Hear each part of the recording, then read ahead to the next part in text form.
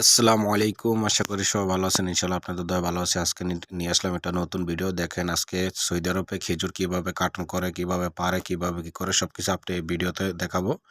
এই যে এক ব্যাগ খেজুর দেখেন বাজতাছে। কাঁচা খেজুরটা বালতিতে হইতাছে আর পাকনা খেজুরটা এখন লবে।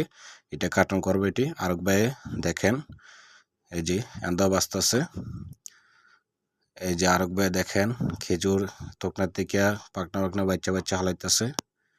এই যে দেখেন খেজুর কাটার পরে এটি বা ইয়া করে জাইরা পরে যেটি থাকে এটি থোকনার ভিতরে থাকলে এটি এভাবে ছিঁড়ে আলায়।